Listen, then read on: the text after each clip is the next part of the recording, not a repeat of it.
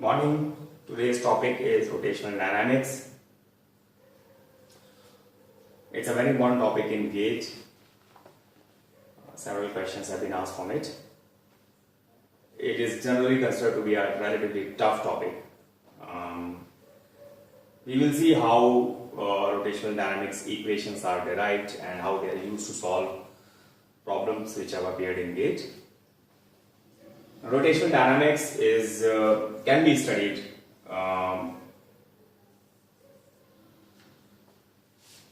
in two different ways. One is the rotational dynamics of particle, and the other one is rotational dynamics of rigid bodies. Now, particle is easy; it is just a point mass. That's the easy part. Rigid bodies, on the other hand, are relatively tough to understand. So, the examples of rigid bodies are like rod or a ring or a disc, for example.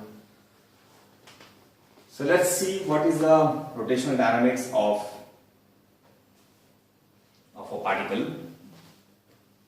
That's easy to understand, and from that we will build up on the other thing. So a particle, as we know, is just a point mass, and if a particle is going around a circle,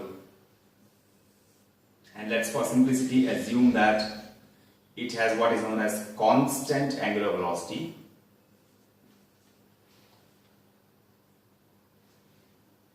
then we know that the velocity vector at any particular point on the circle will be tangential to the path. Obviously, it doesn't require that omega be constant for this, but nevertheless. So, this map or this diagram can be remembered for ease of understanding of the concept. Rotational velocity, the associated linear or tangential velocity v and r, they are related by a scalar equation which is called v equal to omega r, and the equivalent vector equation is v vector is equal to omega vector cross r vector. Now we also know from our elementary vector mechanics that omega vector is directed along z axis. K is the unit vector along z axis. Now in this case, x axis is along horizontal, y axis is along vertical, and z axis is along perpendicular to the plane of this paper or this board. Now, like omega, there is another term which is called alpha, which is rotational acceleration. It is given as the rate of change of angular velocity, and like the relationship between v and omega, there is a relationship between tangential linear acceleration and tangential rotational acceleration, which is called A equal to alpha into r, where alpha is the associated scalar of this tangential acceleration. Now let's see another important parameter which is called the kinetic energy. Now kinetic energy of a mass moving with constant speed is given as mv square. If you want to convert this into an equivalent rotational equation, we can write this as half into m into omega square into r square, which can be reformatted to look like this: half mr square into omega square. Now, mr square is called the moment of inertia of a mass rotating along a circle of radius r. This is the mass moment of inertia of the point mass m. So this equation can be written in general form like this: kinetic energy is equal to half I omega square. This is a very important result in rotational dynamics. So now we have introduced one term which is called mass moment of inertia, and for a particle mass we have defined it as the product of its mass and the square of radius. Now there is another term, or there is another rotational dynamics equation which arises in rotational motion, which is called the torque balance or the moment balance equation. So suppose there is a force acting in this direction, tangential to the circle, then this force will have a torque about this point, which will cause the particle to accelerate tangentially, which means its omega will go on increasing. So which means that there will be an angular acceleration. So there is a relationship between the torque and angular acceleration. It is given as this equation. So it says that the sum of all the torques about the center of rotation is equal to the mass moment of inertia about that center of rotation, and the product of mass moment of inertia about that center of rotation, and the angular acceleration alpha. So this equation, along with the linear equations of motion which relate the force and accelerations, these three equations together form what are known as the equations of motion in rotation. Now this is as far as the particle is concerned. Now let's see what happens when we have extended objects. So I will not derive anything here because it will take a lot of time, but from our elementary mechanics we already know a few results. I will just write them here. Now suppose I have a rod which is a straight member of length L and mass M, and suppose one of its ends is pivoted, it is pinned here. Now obviously we know for this case, for a rod, the moment of inertia is given as I equal to ml square by 12. But we have to also understand that moment of inertia is about which point. So in this case, this moment of inertia is about the center of mass of the rod, which is, if the rod is symmetric, will be at the geometric center here. So the moment of inertia of the rod about its geometric center is this quantity. And we also know from what is known as a parallel axis theorem that if we want to find out the moment of inertia about this point, the pivot here, then we have to use parallel axis, which says that I about any point is equal to I about cm plus mass into the distance between those 2 points, which is L by 2 in this case, and the square of that distance basically. So if we do this calculation, we will get ml square by 12 plus ml square by 4, and if we simplify this, we will get this is 12, this is 3 by 12, is 3 plus 1 4 by 12, which is ml square by 3. So the moment of inertia of a rigid body is not one constant number. We have to specify about which point we want to find out the moment of inertia, and then that moment of inertia changes. Moment of inertia of a rigid body is the least quantity when it is found out about the center of mass. Now the moment of inertia can be understood as the amount of work or the amount of energy which is required to rotate this object about a particular point, and it's the easiest to rotate about its center of mass, because in that case the mass will be distributed uniformly about its center of mass. In this case, for example, the rod, if you take this rod, then half of the mass is towards the left of the center of mass and half of the mass is towards the right. So it's very easy to rotate this rod about the center of mass, while it will take much more energy to rotate this same rod about one of its ends. Now there is one very good problem which has appeared in GATE, which is based on this principle and this exact figure. Let us solve that problem to understand how to use equations of rotational dynamics to get useful results. So the problem is like this. There is a rod of mass m, length L, which is pivoted at one of its ends, and the other end is suspended by a rope.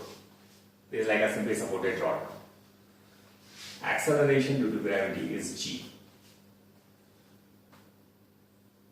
Now the question says, what will be the reaction at the pin when the rope is cut? So if this rope is cut, suddenly this system will become dynamic system, which means it will start rotating. In this case, it will start rotating clockwise like this. So we have to find out what will be the reaction at this pin here. Now to solve this problem, we will do one simple change. We will take our y direction downward because that's the direction of acceleration due to gravity, and that will be easy for us to solve. Now, to solve this problem, we have to rewrite the equations of motion for a rigid object. And for a rigid object from elementary mechanics, again, we know that sum of all the forces is equal to, or along x-axis for example, is equal to the product of mass and the center of mass's acceleration along x-axis. In this particular problem, there is no force acting along x-axis, so this equation will be not useful for us. This is not useful. The second equation is summation of all the forces along y is equal to the product of mass and the acceleration of the center of mass above y-axis. That's a useful equation for us because we know that the sum of all the forces along y in this problem is basically mg, that's the force acting at the center of mass, minus this reaction Ry, the pivot reaction Ry. The sum of these two algebraically, which is mg minus Ry, will be equal to m into a. We are just substituting ACMY as a. So we know that a is the downward acceleration of the center of mass of this rod. But this equation will not give us the value of a or Ry because this is just one equation and there are two unknowns here. So we will have to use the third equation, which is summation of all the torques about O is equal to the product of mass moment of inertia about O and the angular acceleration. Now we know that the sum of all the torques about O will be nothing but the torque of mg about O. This is mass m, this force is mg, and that's the only force which will cause a torque about O because reactions are passing through O. So they cannot give any torque about O. So we will get equation like mg into L by 2. That's the torque about O is equal to IO. Now we know from our previous calculation that the moment of inertia of this rod about O will be ml square upon 3 into alpha. Now alpha, if you remember from the previous analysis, is nothing but G. That's the what should I say? That's the acceleration of the center of mass. No, sorry. This is nothing, not that. mg, ml square upon 3 into alpha. That will be the equation. We will calculate the value of alpha properly. So this equation can be simplified by removing this L square with one of the L's here and this m. And you will get alpha as G 3 by 2 into G by L. Now we know that the relationship between alpha and A will be nothing but, or is nothing but, if I can write it here, alpha is nothing but A upon R, or A is equal to alpha R. So in this case, R is nothing but the distance between O and center of mass. For our case, it is alpha into L by 2. So with this equation now, this equation and this equation, we can find out the value of Ry. So let's substitute the value of A as alpha. Alpha is 3 by 2 into G by L into L by 2. And if we do some modification here, this is 3 by 4 of G. And if we substitute this equation of A or this value of A in this equation, let's call it 1. We substitute the value of A as 3 by 4 G in 1, we will get mg minus Ry is equal to m into 3 by 4 G. And if I take out Ry here and bring this here, I'll get Ry equal to mg minus 3 by 4 mg, which is nothing but mg by 4. That's the answer. Now what most of the students did in this problem, then this is 2013 GATE problem, as well as somewhere in IIT JEE also it has appeared. Most of the students did this very elementary mistake. Some of them said that all the reaction will be equal to mg, which is incorrect. And some of the students just took the simply supported beam analysis and said that the reaction will be equal to mg by 2. Both the results are incorrect. This reaction is equal to mg by 4, and that's very, very important, or it's a very, very good problem to solve. So I hope that you will be able to now solve such problems with relative ease. Okay. Now let's solve one more problem, which is related to rotational dynamics. And it uses one more concept, which is called conservation of angular momentum. Basically, we need to first understand what angular momentum is, and then what is the meaning of conservation of angular momentum. Now, angular momentum is defined as the product of, or the cross product of, radius vector and momentum. Momentum is, if you remember from your linear motion, is nothing but m and v, like this, which can be written as like this. Now if we just see this circular motion with constant omega, if we see this, then we can easily understand that r cross v is I cross j, is nothing but k vector, which means that this momentum, angular momentum vector is also pointing towards out of plane direction. In scalar form, this equation is just written like this, mvr, which can be written as m omega r square, because we can replace v with omega into r. And this is a very, very important and very useful expression of angular momentum. Now what does conservation of angular momentum say? What it says is that L will be a constant, angular momentum will be a constant if omega is constant. If omega is not constant, then L will keep on changing. And that assumes that the radius vector is, or radius is always a constant, which means that if the radius is fixed, then if there is no change in omega, then the angular momentum is conserved or constant, which means that alpha has to be equal to 0, which means that the sum of all the torques about the center of rotation must be equal to 0. If this condition is fulfilled, then angular acceleration becomes equal to 0, which means that omega is a constant, which means angular momentum is a constant for that particular case. Now let's see one very, very good problem which has appeared in 1992 IIT JEE as well as I think 2007 GATE. Very, very good problem to understand this concept properly. And let's see that problem. So there is this rod which is pivoted vertically like this. It's a rod pivoted vertically and its length is equal to L and its mass is M. There is a bullet of mass M. This is, let's assume that the mass of the rod is capital M and the length is capital L, so that we don't confuse ourselves with different parameters. Now this rod is hanging vertically from the topmost point, and the bullet hits this rod with a velocity v, and it gets embedded inside the rod, which means that it basically pierces the rod and gets settled inside it.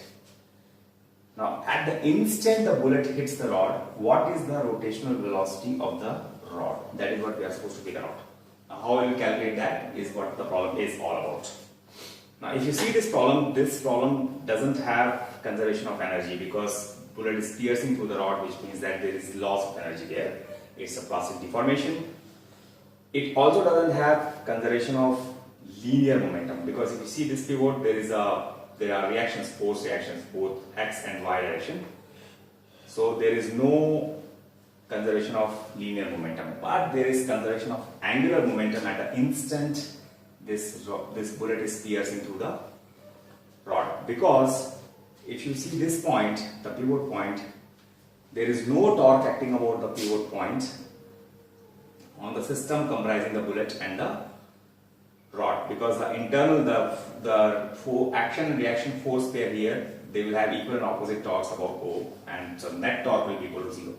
So we can say that the angular momentum of this bullet before it hits the rod is equal to the angular momentum of the bullet and the rod combined after the bullet has hit the rod. What is the angular momentum of this bullet before it hits the rod? That's very easy to find out. So the angular momentum initial is nothing but the momentum and the product of the momentum and radius. It's very easy. So in this case it will be nothing but the mass of bullet, velocity of bullet, and radius is nothing but the perpendicular distance between the velocity vector and the pivot point. This is the initial angular momentum which the bullet possesses. The final angular momentum obviously will be the combined angular momentum of the rod and the bullet. So we can figure out that by saying it is I of the rod plus I of the bullet into omega. Now how this result came is from this. The sum of all the torques is I into alpha, if you remember. Now if the net torque is equal to 0, as we have said for angular momentum conservation, if this is equal to 0, that means I into alpha is 0, which means d upon dt of omega equal to 0. If this happens, then we can say that d upon dt of I omega is equal to 0.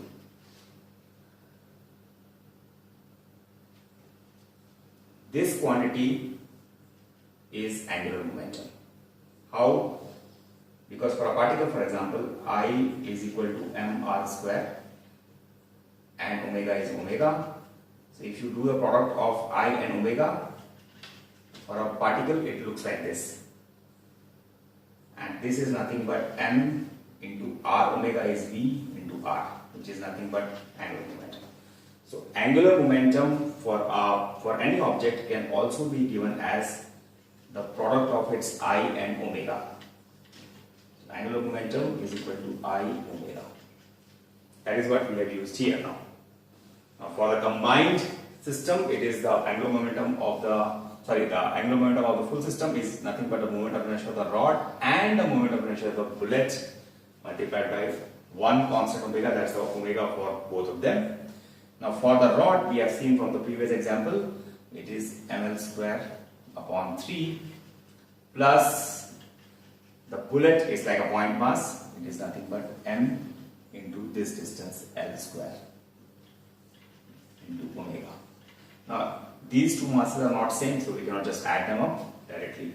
What we need to do is simply say, because angular momentum is conserved, the initial angular momentum is equal to final angular momentum, which will give us mvl. This is small m, please remember that. This is small v into L is equal to capital M L square upon 3 plus small m L square into omega. Now here we know everything except omega, which can be found out by saying mvl upon ml square upon 3 plus small m L square, which can be simplified slightly as this 3 can be taken to the numerator, 3mv, this L can cancel one of the L's in the denominator, capital ML plus T small m into L. This is the answer of the problem. So, just to reiterate, there are some good results which are there in rotational dynamics, and those results or those expressions, those formulae can be used to solve several tough problems which are there in rotational dynamics. So I will just write all of them as a final summary. Rotational velocity is rate of change of angle. Tangential velocity and rotational velocity are rated as like this, V equal to omega into R. Angular acceleration is the rate of change of angular velocity. Tangential acceleration and rotational acceleration, they are related like this, A equal to alpha into R. Now the equations of motions are like this, summation of Fx equal to m a cmx, summation of Fy m a cmy, product of mass and center of mass is acceleration, and summation of all the torques is equal to I alpha. Finally, the angular momentum is defined as I omega, just like linear momentum is defined as mass into velocity. And finally, the kinetic energy is defined as half I omega square. So with these equations, any rotational dynamics problem can be solved very easily. We just need to remember that we have to figure out the correct point above which the torques, the moment of inertia and the angular momentum have to be calculated. I hope this was a useful lecture, and if there are any doubts, I will be glad to answer them in comment section. Please use comment section to provide any feedback about the topic. Thank you.